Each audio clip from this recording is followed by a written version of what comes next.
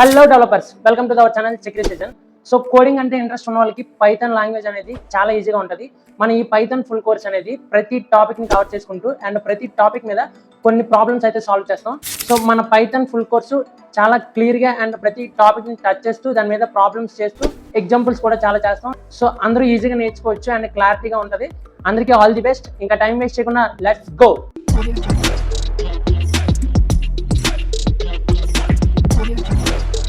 Hi guys, welcome to our channel Check Revision. ఈరోజు మనం level 2 and 3 సంబంధించిన programmes అయితే చూద్దాం. అండ్ ఫస్ట్ వన్ వచ్చేసరికి ఫ్యాక్టోరియల్ ఆఫ్ ఏ నంబర్. అంటే ఫ్యాక్టోరియల్ అంటే ఏంటో మనం తెలుసుకుందాం. యూజర్ నుంచి ఒక నెంబర్ తీసుకుంటాం, అంటే ఆయన 5th ఫ్యాక్టోరియల్ అన్నాం అనుకో, దాని వాల్యూ ఎలా తెలిసి క్యాలిక్యులేట్ చేస్తాం. 5 into 4 into 3 into 2 into 1. అలానే మనకి 8 ఇస్తే 8 into 7 into అలా 1 వరకు మనం ఇంటూ చేసుకుంటూ రావాలి. ఇక్కడ లాజిక్ ఏంటంటే 8 నుంచి కిందకి ఇంటూ చేసుకొచ్చిన 1 నుంచి ఆ 8 వరకు ఇంటూ చేసుకొచ్చిన ఒకే వాల్యూ. కాబట్టి ఇక్కడ ఈ లాజిక్ని యూజ్ చేసి మనం ఫ్యాక్టోరియల్ ఆఫ్ ఏ నెంబర్ యొక్క ప్రోగ్రామ్ రాద్దాం, వాల్యూస్ చూద్దాం. సో దీనికి ఒక ఫోల్డర్ని అయితే క్రియేట్ చేస్తాను first of all. And program, so program అనే ఒక ఫోల్డర్ని క్రియేట్ చేసా. ఇందులో నేను ఒక ఫైల్ అయితే క్రియేట్ చేయాల్సి ఉంటుంది. దానికి cbg.py ఏదో ఒక ఫైల్ అయితే క్రియేట్ చేద్దాం.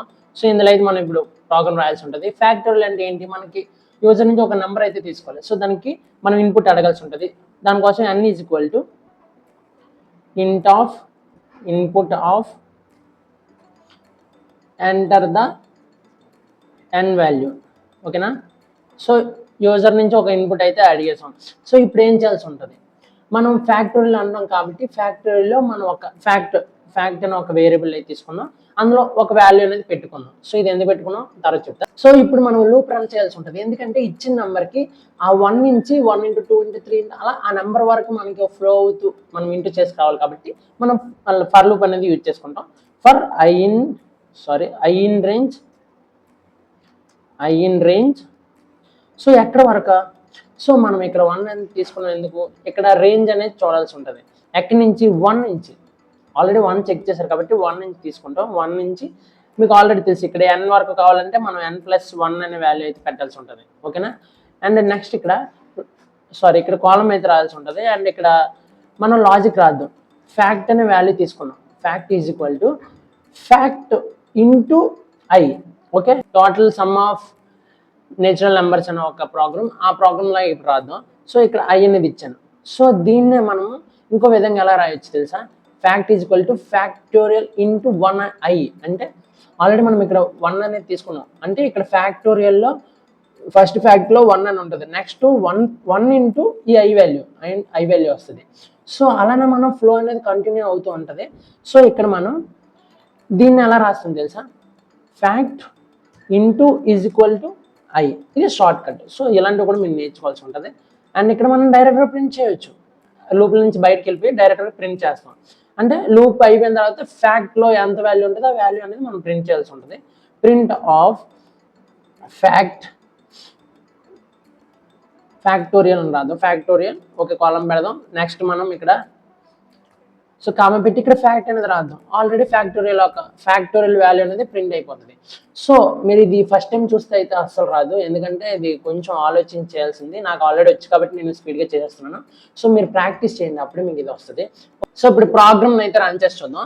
సో ఫస్ట్ మనం ఇక్కడ వాల్యూ అయితే ఇవ్వాల్సి ఉంటుంది, ఇన్పుట్. సో నేను 3 అనేది ఇస్తాను, సింపుల్గా క్యాలిక్యులేట్ చేసుకోవచ్చు కాబట్టి 3ని ఇచ్చాను. 3 యొక్క వాల్యూ ఏంటి గెస్ చేయండి. 3 into 2 into 1 అంటే 3 2 just 6 అని అర్థం. చూసారా, factorial of 3 is equal to 6 అయింది. సో ఇంకోసారి రన్ చేసి అయితే చూద్దాం. అండ్ ఇప్పుడు ఇంకొక వాల్యూ అయితే ఇద్దాం. ఇక్కడ 12 అనేది ఇస్తాను. దాని ఫ్యాక్టోరియల్ చాలా ఎక్కువ ఉంది. సో ఇంకొక చిన్న వాల్యూ అయితే ఇస్తాను. ఇంకోసారి రన్ చేద్దాం. 5 అనే వాల్యూ ఇద్దాం. అండ్ దీని యొక్క ఫ్యాక్టోరియల్ వచ్చేసరికి 120. సో దీని అయితే ట్రై చేయండి. So next program check prime number. అంటే ప్రైమ్ నెంబర్ని చెక్ చేసే ప్రోగ్రామ్ అయితే రాయాలి. ఇక్కడ మనకి లాజిక్స్ అయితే తెలియాల్సి ఉంటుంది. ప్రైమ్ నెంబర్ మీన్స్ అది 1తో అండ్ ఇచ్చిన నెంబర్తో డివైడెడ్ అవుతుంది. మిగతా ఏ నెంబర్స్తో కూడా డివైడెడ్ అవ్వదు. అంటే రిమైండర్ అనేది 0 అనేది రాకూడదు. సో ఆ ప్రోగ్రామ్ ఏంటో చూద్దాం. సో మనం ఇక్కడ కూడా ప్రైమ్ నెంబర్ చెక్ చేయాలంటే ఏదో ఒక వాల్యూ అనేది ఇన్పుట్ నుంచి తీసుకోవాల్సి ఉంటుంది.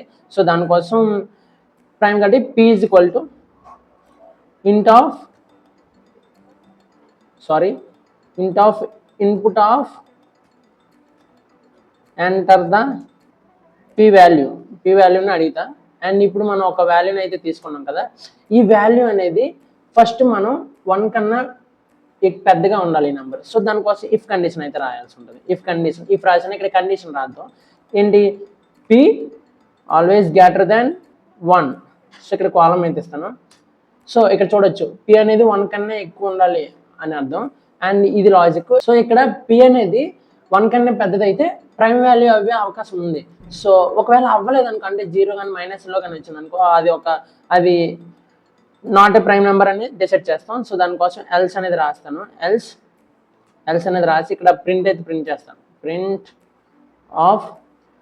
సో జాగ్రత్త గమనించండి, it is not a prime number అని రాస్తాను. So not a prime number అని రాస్తా.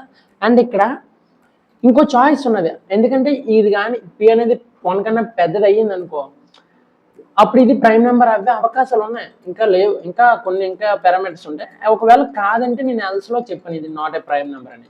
సో ఇప్పుడు చెక్ చేద్దాం. ఇక్కడ ఇంకోటి రాద్దాం. ఏంటంటే ఇచ్చిన నెంబరు 1 కన్నా పెద్దదైతే అవుతుంది. అలానే 2 అవ్వచ్చు, 3 అవ్వచ్చు, 4 అవ్వచ్చు. ఎలా అయినా ఇచ్చిన వాల్యూ పి వాల్యూ వరకు చెక్ చేసుకుంటూ వెళ్ళినప్పుడు మధ్యలో ఉన్న వాల్యూస్ అనేవి ఏ వాల్యూతో కూడా అది డివైడెడ్ బై అయ్యేటప్పుడు ఈజ్ ఈక్వల్ టు రిమైండర్ అనేది 0 అనేది రాకూడదు. సో అది చెక్ చేద్దాం. ఇప్పుడు మనం ఫర్ లూప్ రాద్దాం. I in range. సో ఎక్కడ వరకు తీసుకున్నాం? ఆల్రెడీ 1 అయిపోయింది. 1తో చెక్ చేయకూడదు. మనం 2 అనేది చెక్ చేద్దాం. 2 నుంచి పి వాల్యూ వరకు. అంటే పి కూడా ఇక్కడ చూసారా, పి వాల్యూ ఇచ్చారంటే పి ముందు వాల్యూ వరకే మనం క్యాలిక్యులేట్ చేస్తాం. ఎందుకంటే ఈ ఫైనల్ ఇండెక్స్ వాల్యూ అనేది క్యాలిక్యులేట్ అవుతుంది. సో మనం ఇంతకుముందు p+1 అని తీసుకున్నాం కాబట్టి ఇప్పుడు మనకు అవసరం లేదు. ఎందుకంటే పి అనేది చెక్ చేయకూడదు. ఒకవేళ పి చెక్ చేసినప్పుడు యాక్సెప్ట్ అయినా సరే అది 1తోని పీతోనే యాక్సెప్ట్ అవుతుంది. ఇంకేటితో యాక్సెప్ట్ అవ్వకూడదు ప్రైమ్ నెంబర్ అనేది. సో మనం పీతో చెక్ చేయకూడదు, ఎందుకంటే అయిపోతుంది. పి వదిలేస్తే పి ముందు వరకు తీసుకుంటుంది కాబట్టి మనం పి ఇక్కడ డినోట్ చేస్తాం. అండ్ ఇప్పుడు చెక్ చేద్దాం. ఇక్కడ మనం కాలం అయితే పెట్టాల్సి ఉంటుంది.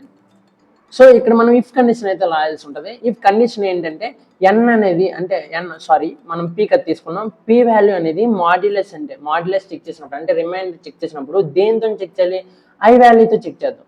అంటే ప్రతిదీ ఐతో డివైడ్ చేసుకుంటూ వస్తాం. అంటే ఇప్పుడు పి వాల్యూని 2తో 3తో 4తో 5తో అలా ప్రతి దాంట్లో డివైడ్ చేసుకుని వచ్చినప్పుడు ఇక్కడ మనకి వాల్యూ ఏమి రావాలి తెలిసి ఈజ్ ఈక్వల్ టు అంటే ఇవతల value remainder is equal to 0 వచ్చింది అనుకో, అంటే ప్రతి 2తోని 3తోని 4తోని అలాగా మనం డివైడ్ చేసుకుని వచ్చినప్పుడు ఏదైనా 0తో అయ్యింది అనుకో, సో అది ఇంకా ప్రైమ్ నెంబర్ కాదు.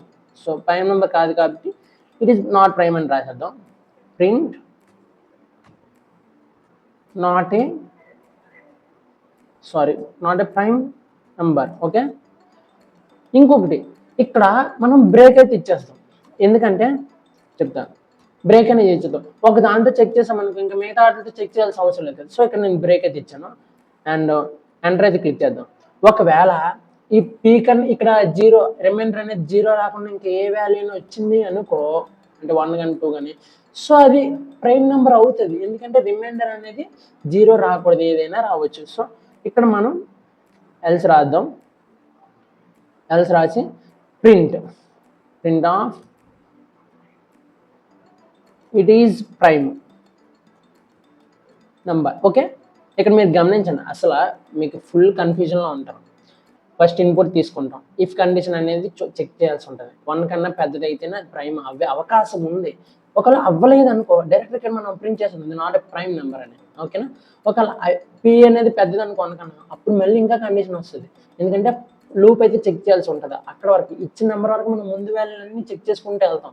అందులో మళ్ళీ కండిషన్ అనేది ఉంటుంది.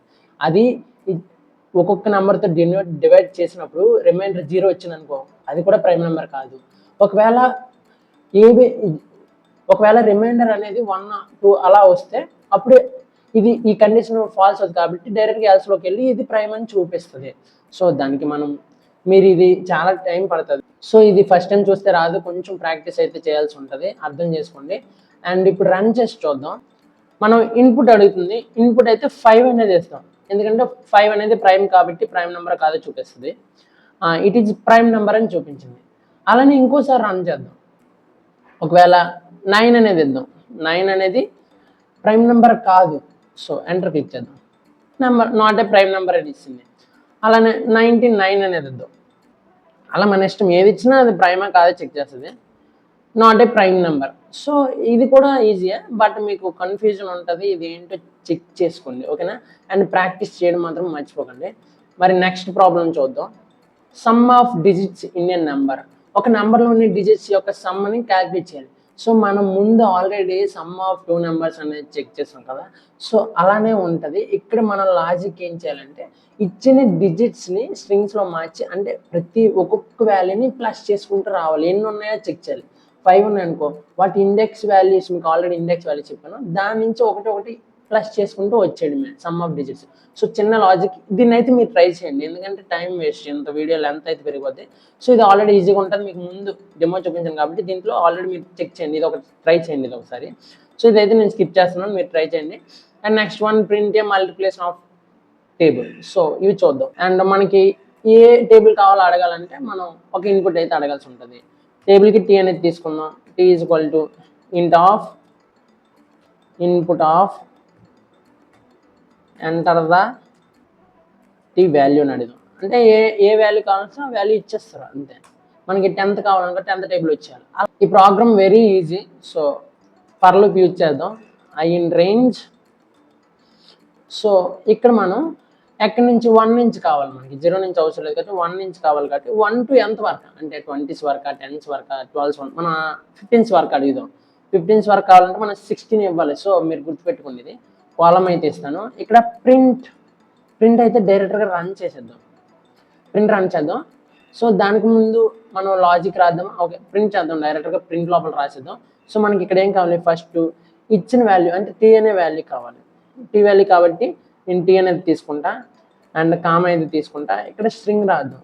స్ట్రింగ్ లోపల టీ ఇంటూ కదా, ఇంటూ కావాలంటే స్ట్రింగ్ లోపల ఇంటూ అని పెడదాం. నెక్స్ట్ టీ ఇంటూ 1 2 3 4 అవి ఏడు క్యాలిక్యులేట్ చేస్తాయి. 1 2 3 4 అనేవి ఈ ఐ కాబట్టి ఐ పెట్టేద్దాం. So I and next T into 1 is equal to వస్తుంది. ఇక్కడ ఈజ్ ఈక్వల్ టు వస్తుంది కాబట్టి ఈజ్ ఈక్వల్ టు. సో అది కూడా మనకి స్ట్రింగ్లోనే కావాలి.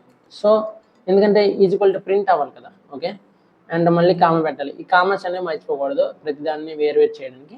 అండ్ ఇక్కడ మనం ఇంటూ అనేది ఏంటి, T into I, T into 1 T into 2 అలాగే కదా, టీ ఇంటూ ఐ. ఓకే, ఇక్కడ ప్రింట్ అయిపోతుంది డైరెక్ట్గా. చూసారు, చాలా చిన్న ప్రోగ్రామ్, బట్ లాజిక్గా ఆలోచించాల్సి ఉంటుంది టేబుల్స్.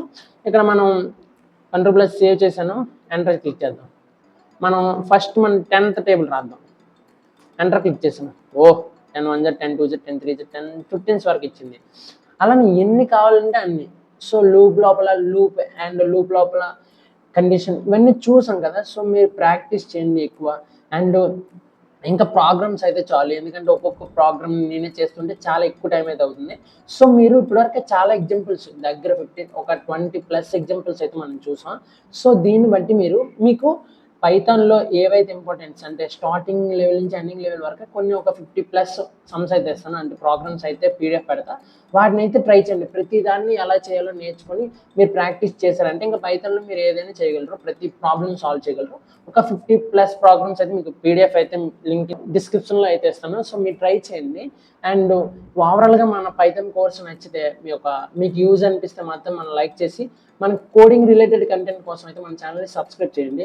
సో ఇంకా టైం వేస్ట్ అయితే చేయను. అండ్ బెస్ట్ ఆఫ్ లక్ అందరికీ. మళ్ళీ నెక్స్ట్ కోర్స్తో మళ్ళీ మీ ముందుకు వస్తా. టాటా బాబాయ్. ఇట్లా మీ క్రిస్ విజన్.